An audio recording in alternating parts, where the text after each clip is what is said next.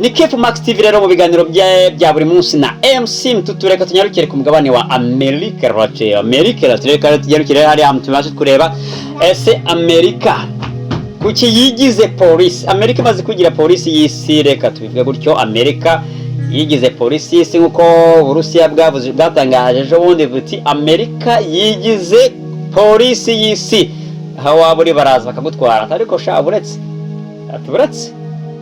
buri Amerika ariko niba ari abantu barwaye abanyamerika bararwaye pe iyi ntambara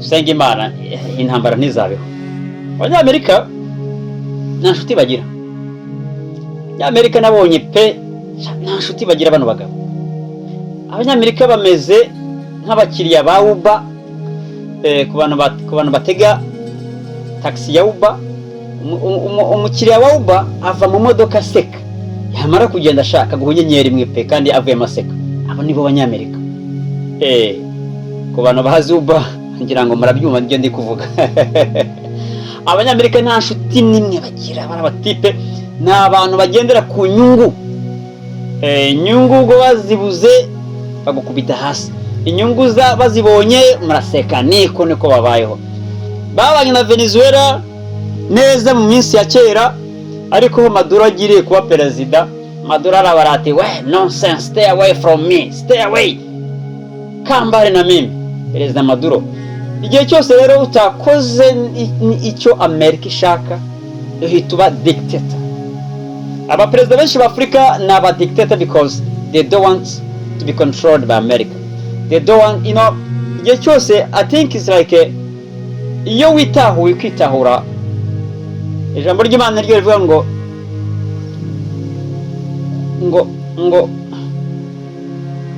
kumenya ubwenge kumenya Imana niyo ntangiriro yo kujijuka rero benshi batangiye bakisobanukirwa bagatangira kujijuka bakamenya ko bari mu bukoroni bakatangira kubuvamo mu gihe Amerika idashaka ko tuva mu bukoroni Amerika rero abantu benshi ntago babona yuko system y'ubukoroni yarahindutse kera system y'ubukoroni yari face to face yari physical ubu rero none umunsi wa none ni icyo bita mu gifaransa escroc gentil umuntu akakwiskoroka mu buryo buri gentil wowe ntumenye ko yakurangije kandi ari byo Bushinwa buri gukoresha buri Bushinwa nabwo burakoloniza ndetse menshi kugira ngo murabizi ko Bushinwa dukoloniza mu buryo mwebwe mutazi Ubushinwa buraza bukavuga buti okay tubaye inkunga ya miliyaridi 10 tubaye inkunga ya miliyoni 5 muzayishyura mu gihe cy'umwaka nimutayishyura bizagenda gutya na gutya kuko bazi neza ko mutazayishyura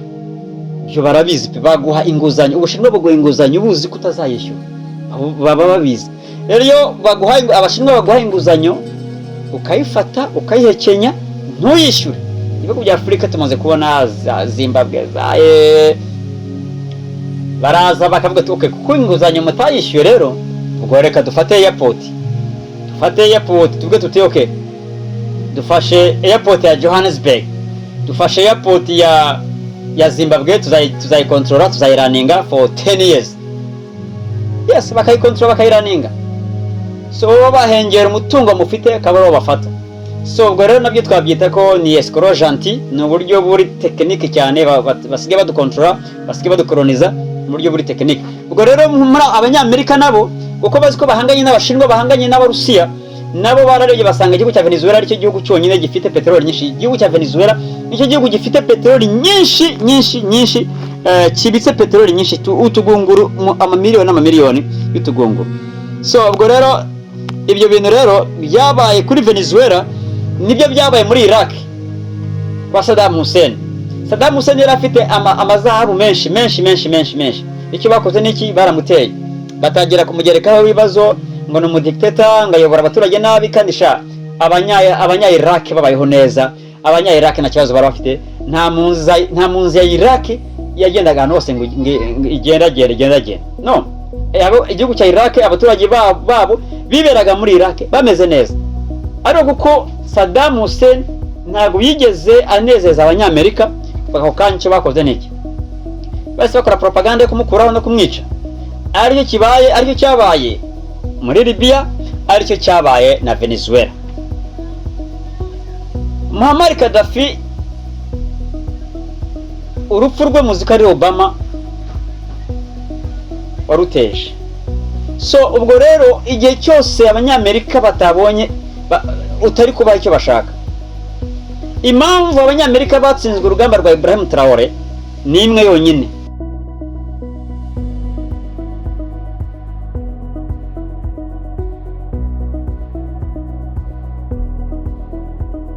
Abanyamerika bo bavuze yuko Burkina Faso yihishe inyuma y'Uburusiya, ari naho rero abanyamerika bafite ubutasi bwemeza yuko baramutse bakoze ku gihugu cya Burkina Faso umuriro wakwaka. Venezuela rero bazi ko ari igihugu gikize, Venezuela bazi ko ari igihugu gifite ibintu byose, ariko why igisirikare cya Venezuela kiri weak? That's the question abantu bari kwibaza. Ese byagenze gute kugira ngo abanyamerika barinde kuza binjire mu gihugu bafate miri perezida? Abasirikare bari hehe? Ariko rero ntitwirengagize yuko abanyamerika bagize imbaraga kuva kera. Abanyamerika bagize power kuva kera, ntabwo bafata abanyamerika ngo bajyane na Venezuela by the way. So ari byo Uburusiya bavuze yuko ubwo abanyamerika bahindutse kuba polisi y'isi. Ariko rero bikigaragara nuko intambara iri gututumba bya hatari, kubera hari amavuta araza guteza ibibazo. Ubushinwa bwari muri Venezuela, Uburusiya bwari muri Venezuela, ibihugu byinshi byari muri Venezuela. None uwabahaga amavuta Nicolas Maduro baramutwaye, baramushimuse. Ukuntu bamushimuse mwarayibonye, bazanye na drone, bazanye indege zikomeye. Turaje tubibereke mu mashusho gake tugenda tubereka ukuntu bamuteye, ukuntu binshiye, ukuntu bamanutse mu mitaka, byose turabibereka. Uko mugenda mukurikirana iyi video byose muragenda mubibona abanyamerika ukuntu binjiye maze bagateza ikirere cya Venezuela kubura system ikirere cya Venezuela yahise icika, ndetse radar za Venezuela nazo zivaho, uburinzi bwa Venezuela buvaho, ibintu byose biradogera mu gihugu cya Venezuela, especially muri ramujyi Maduro yararimo. So network irabura, umuriro urabura, ndetse Maduro yararyamye na madamu we bagiye kumvumva abasirikare bakubise urugi nk'abakubita muri toilette, ati shatu bahagaze hejuru, muhagurukiye amaboko hejuru. N'ibintu reka mbabwize uko nanjye byarambabaje.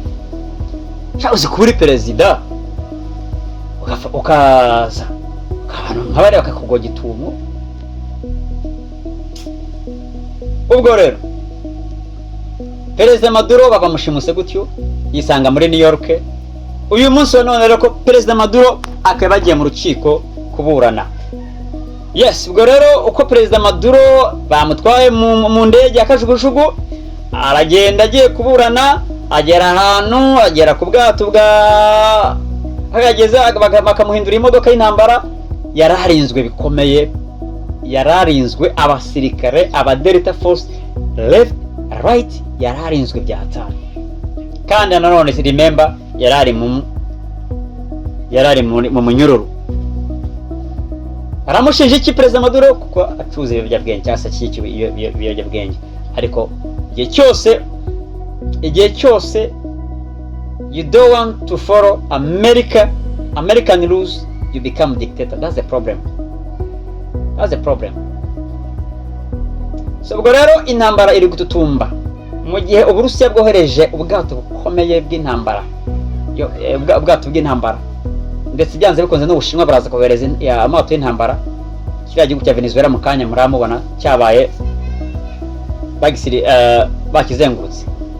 Abanyamerika nabo bigeze ko bavuze ko baje kurengera inyungu za Venezuela, ariko icyo bashaka na peteroli, kandi batangiye kwitwara.